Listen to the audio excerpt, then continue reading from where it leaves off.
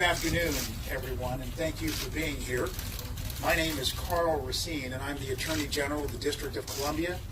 Attorney General Brian Frost and I are here today to announce that earlier this morning, the state of Maryland and the District of Columbia filed a lawsuit in federal court against the President of the United States. The suit alleges that President Trump is flagrantly violating the Constitution, which explicitly bars presidents from receiving gifts or inducements from foreign or domestic government entities. Never in the history of this country have we had a president with these kinds of extensive business entanglements, or a president who refused to adequately distance themselves from their holdings. President Trump's businesses and his dealings violate the Constitution's anti-corruption provisions, known as the emoluments clauses. The framers included these two anti-corruption provisions to prevent foreign and domestic entities from seeking to influence the president by bestowing money or other things of value on him. Why did the framers include these clauses? It was all about corruption. As Alexander Hamilton wrote, one of the weak sides of republics, among their numerous advantages, is that they afford too easy an inlet to foreign corruption. The framers knew that government entities, foreign and domestic, would of course try to use things of value to influence or induce the president to do their bidding instead of that of the American people. And now we see it every day. My office window is just a few floors above where we're sitting today, and I can tell you that as I look out the window and see the tower of the Trump International Hotel, we know exactly what's going on every single day. We know that foreign governments are spending money there in order to curry favor with the President of the United States.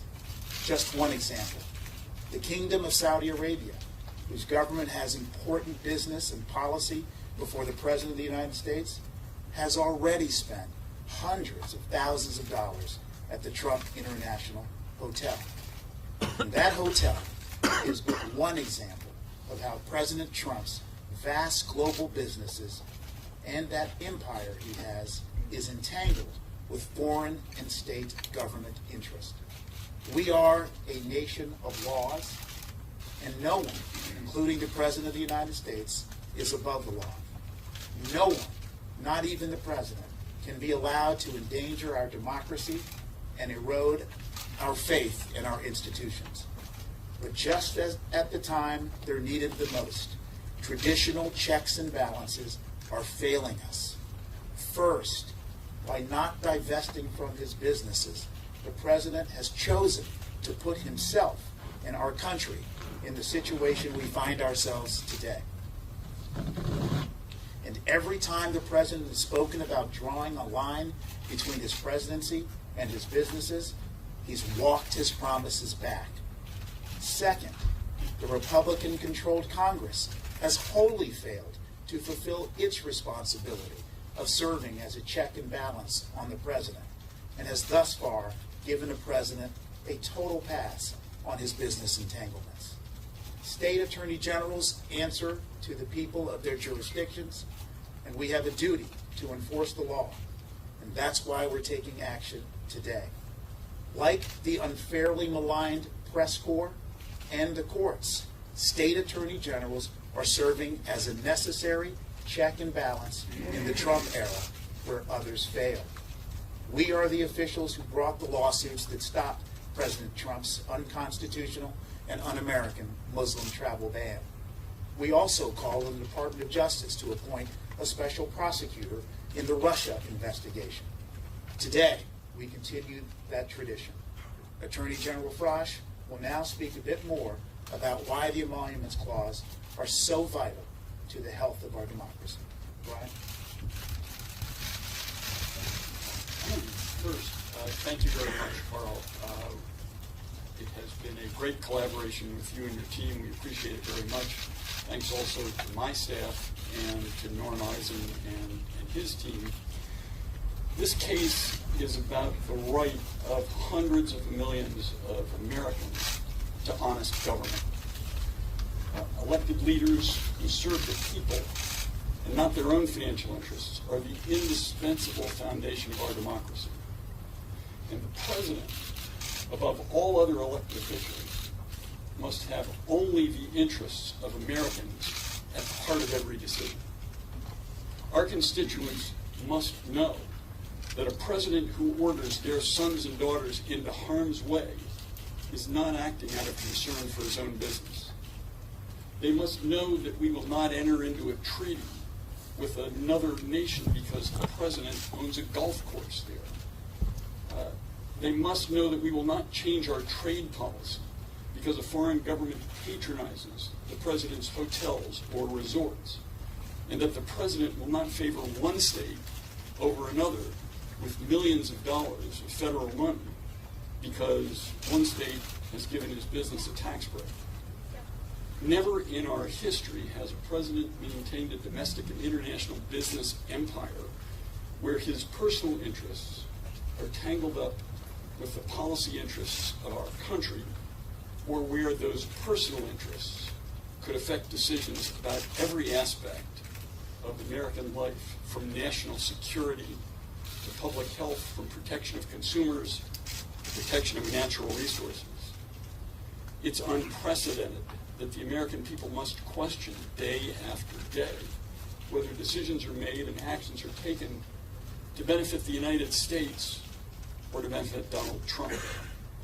The framers of the Constitution understood these dangers, and that's why they wrote the emoluments clauses.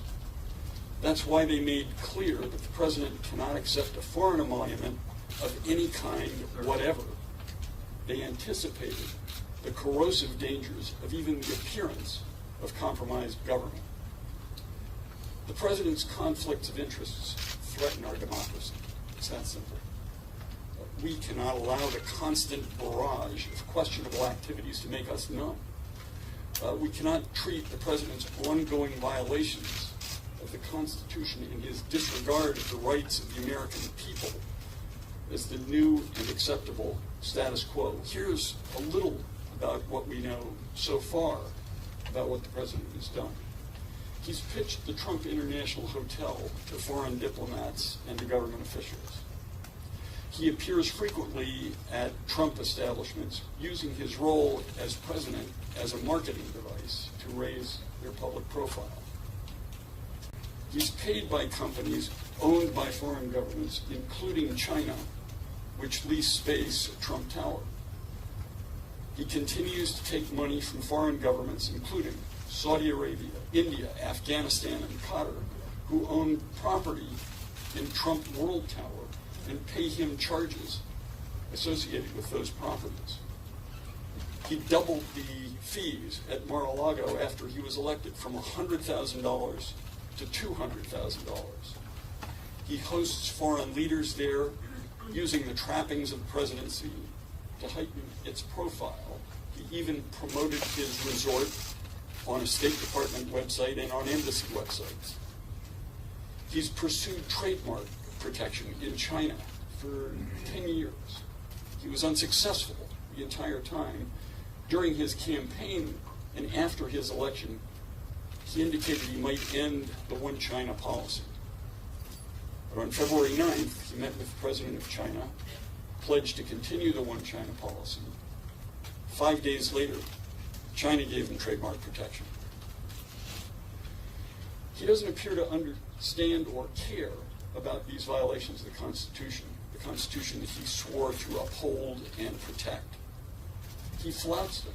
He brags about them, and as we now know from his tweets, he has little respect for the rule of law, and he has little respect for the court's ability to enforce the law.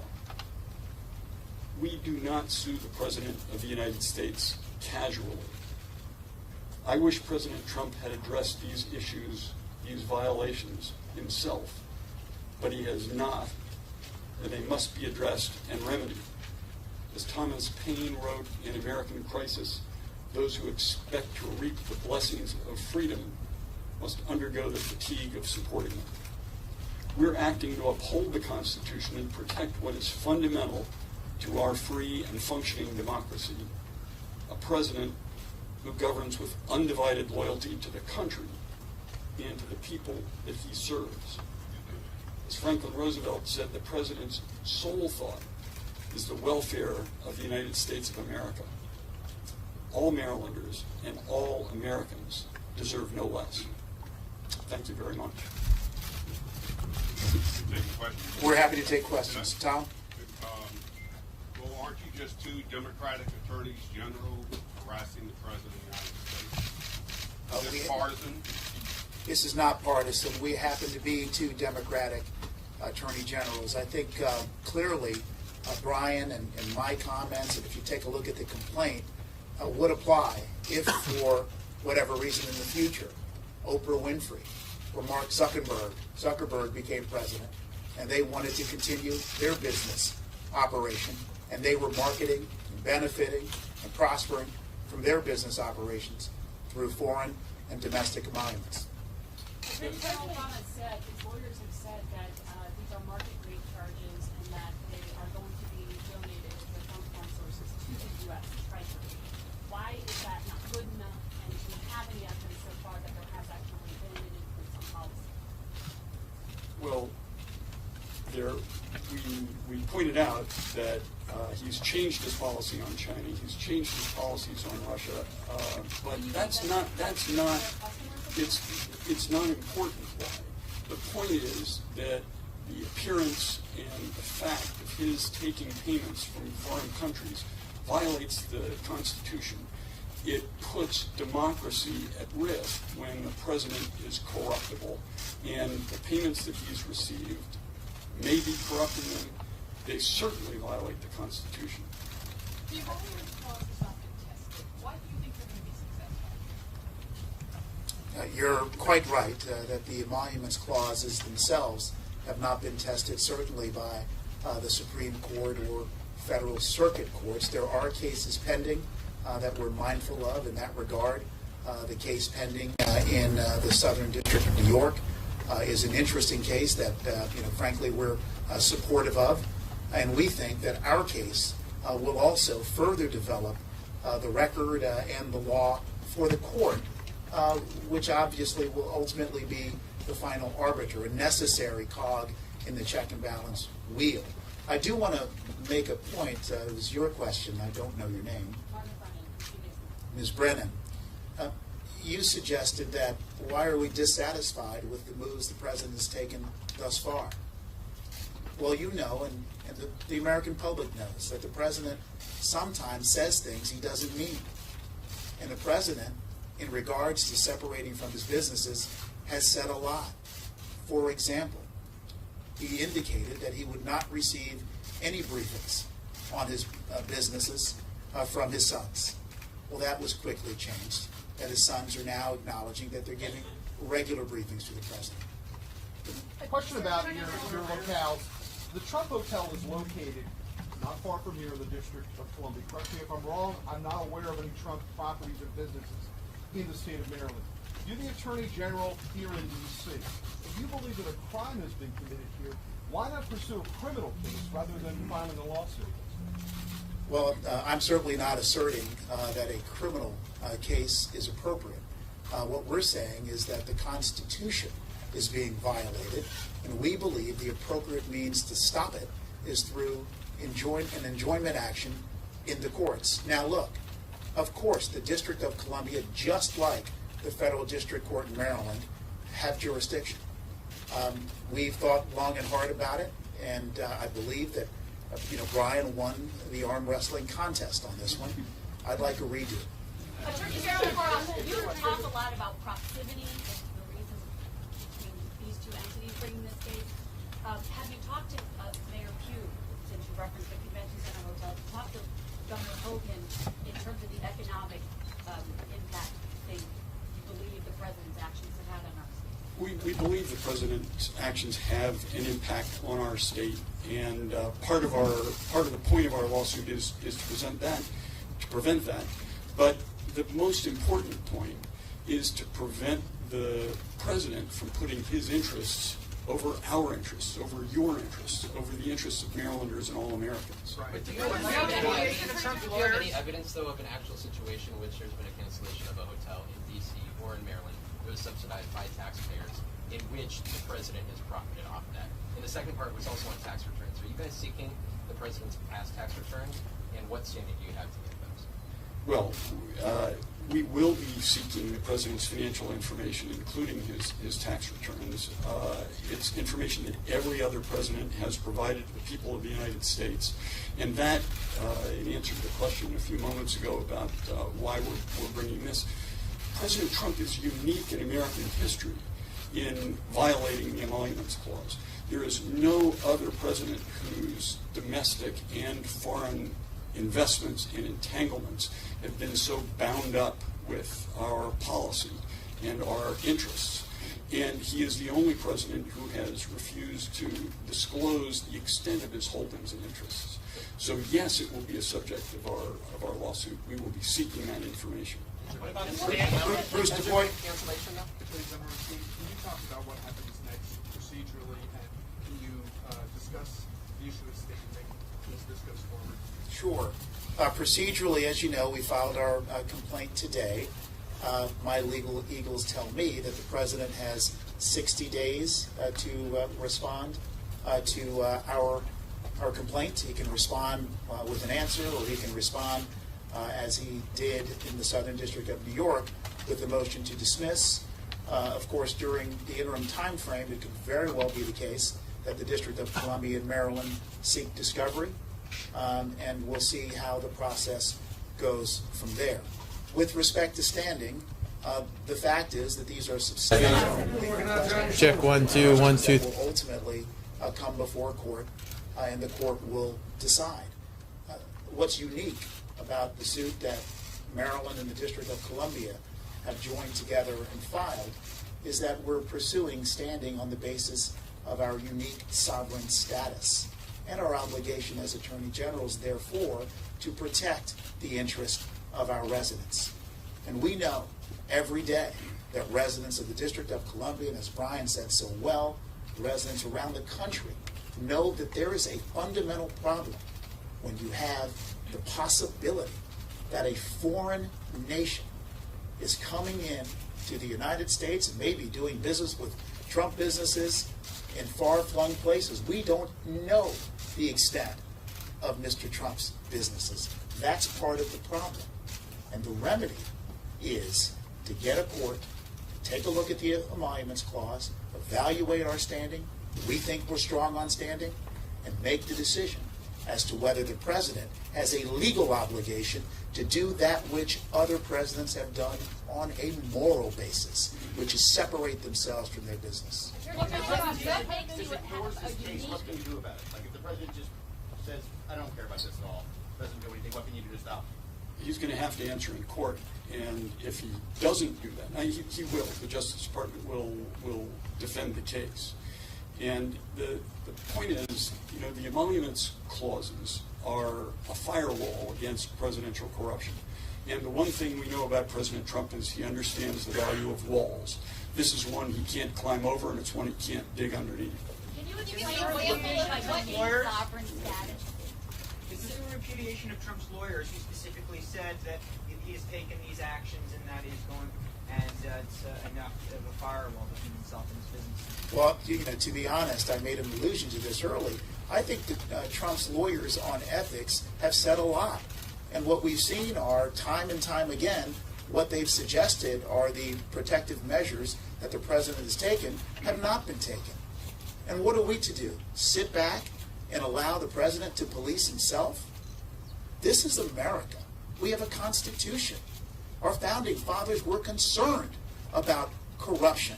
They were concerned about a president of the United States not focusing on the people's business, but being worried about personal business.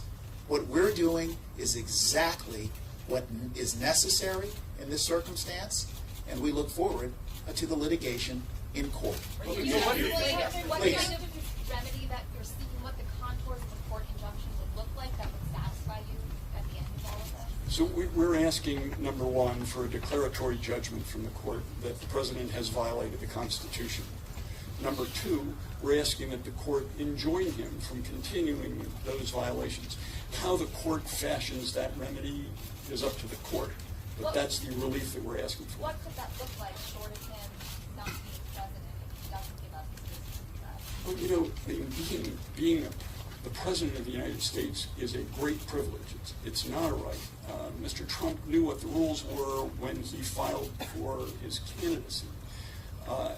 It's up to him at some point to decide whether, if the court says you can't both run these businesses with all these foreign entanglements, with all these emoluments, with all these payments, you can't continue to do that and continue to be president, then he'll have to choose. But right now, we don't know whether he's picking himself or whether he's picking us to favor in the many policy decisions that he makes. So what concrete evidence to harm, though, have your citizens endured?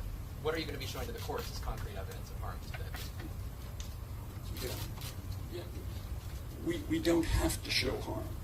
We believe there's been harm. We don't have to show harm. I mean, the fact that he is taking payments from foreign governments, from states, his post office hotel is an emolument. My friend, Congressman Jamie Raskin, refers to it as the Washington emolument. But the fact that he's got a lease from the United States government, and when the lease itself says that it can't be held in any part by an official of the United States government, that's an emolument. He's granted it to himself. The GSA ruled, after he put in his appointee, that it wasn't in violation of the lease despite the specific provisions of the lease. That's an emolument. Can you explain to Mr. Racine what you mean by unique sovereign status that D.C. and Maryland have?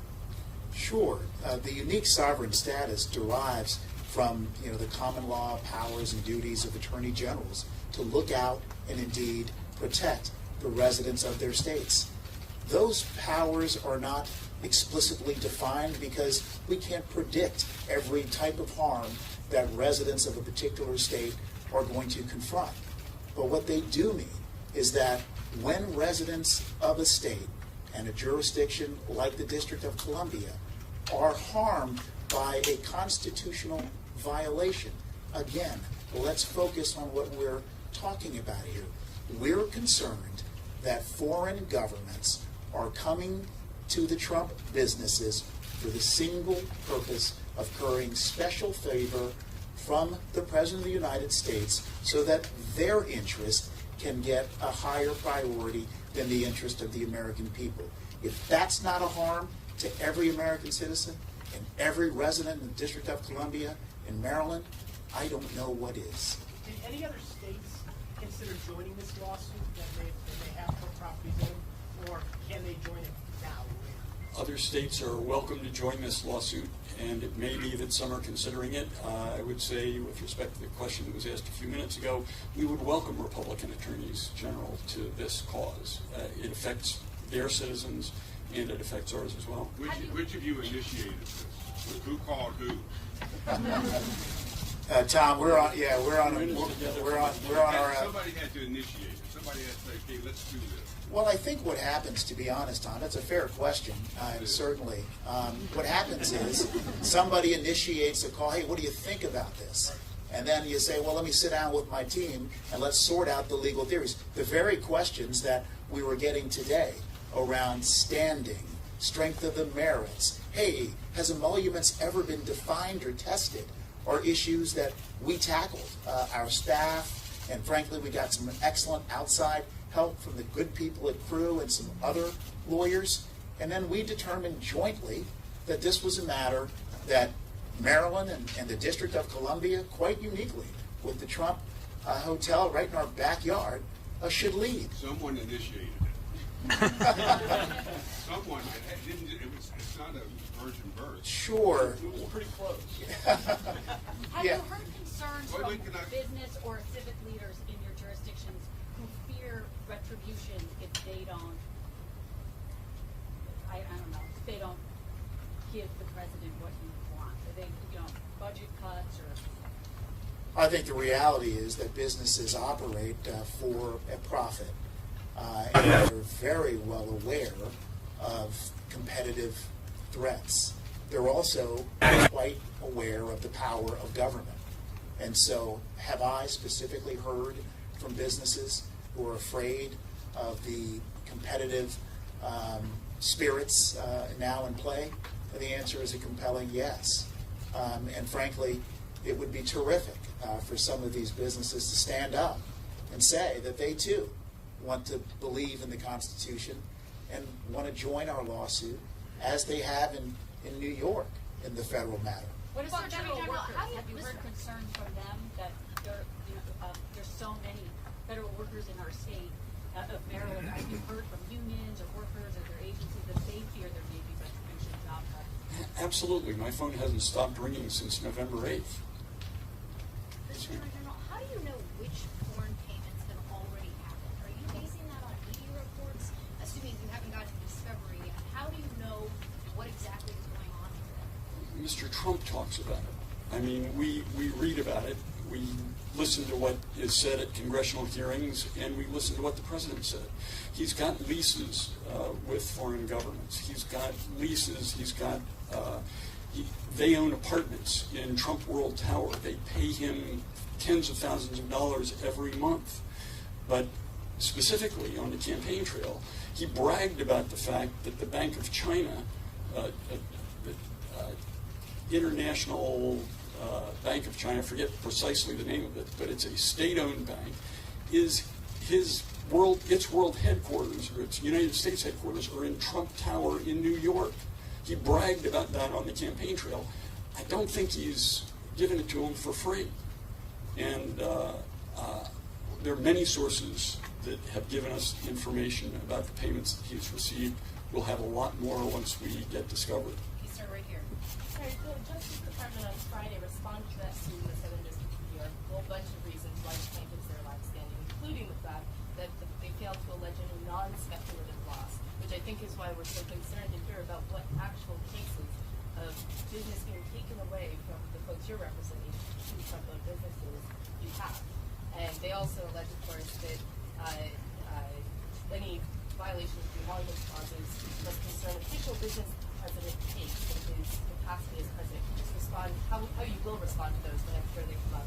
Sure, and clearly we reviewed Friday's Department of Justice filing, and I'll say to you, it was quite a remarkable filing. Taken to its logical conclusion, what the Department of Justice wrote in a pleading in federal court is that it is entirely permissible for the President of the United States to receive all the money in the world from foreign countries to his businesses, notwithstanding that he has not formally divested himself from those businesses. That, I think, is the most remarkable aspect of the government's briefing. I would add to that if the Justice Department is right, the emoluments clause has no meaning whatsoever. The president can stand over here with his President of the United States hat, and he's not allowed to take payments, but he takes a step over here and puts on his businessman hat. They can funnel as much money to him as they want. You got no emoluments clause there. And it's absolutely clear that the framers of the Constitution intended that to protect us from presidential corruption. You mentioned Crew. Obviously, they have their own lawsuit, but they also have a particular partisan bent. Is there a concern when you're affiliated? They don't have a particular partisan bent. As you probably know, they have the Ethics Council, the former Ethics Council from the George Bush administration and the former Ethics Council from the Obama administration among their members. And they're superb lawyers, and their view is both nonpartisan and right. Last question. You have already said that you would welcome other attorneys general to join, but has any Republican lawmaker really reached out yet to you guys? I can tell you that I've not been called by a Republican lawmaker on this issue. What is most important, and let me back up, while I may not have been called, I think if you go back and look at comments from a few months ago, it wouldn't surprise you that Senator John McCain has expressed concerns about Trump's business and his official role as president. It wouldn't surprise you that Senator Lindsey Graham has done the same thing. My hope is that these lawsuits that are being brought will cause the Republicans in Congress, and more importantly, perhaps President Trump himself, to take the very steps that we're asking a court to take.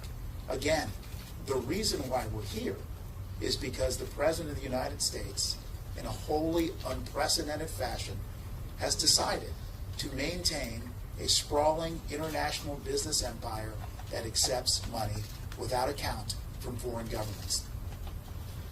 Thank you, everyone. Thank you, thank you. Norm, would you like to respond to the issue about crew? Identify yourself first. Hello, everyone. I'm Norm Eisen. I'm the chairman of the board of Citizens for Responsibility and Ethics in Washington. We're very pleased to serve as pro bono outside counsel for D.C. and Maryland, to work with General Frosch and General Racine in this case.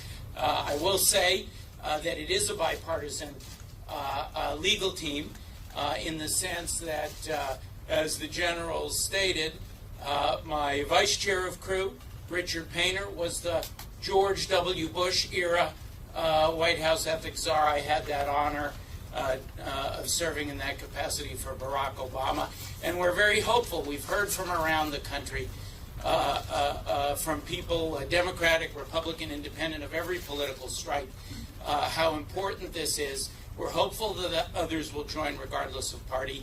And I know on behalf of our nonpartisan organization and our nonpartisan legal team, and I want to recognize the contributions of folks like Larry Tribe, Zephyr Teachout, and many others who have been supportive working with Crew. We're hopeful that people will step up. The Constitution knows no party. And I want to say from the bottom of our hearts, and really myself as a D.C. resident, but as a member of the Maryland Bar, I want to say on behalf of everyone how deeply, deeply appreciative we are of the jurisdictions of D.C., of Maryland, and of these two fantastic leaders, of their wonderful teams we've had the pleasure of working with in both offices. Thank you, gentlemen, and thank you all for standing up for our Constitution. It knows no party. No, Thank when you. was Crew brought in?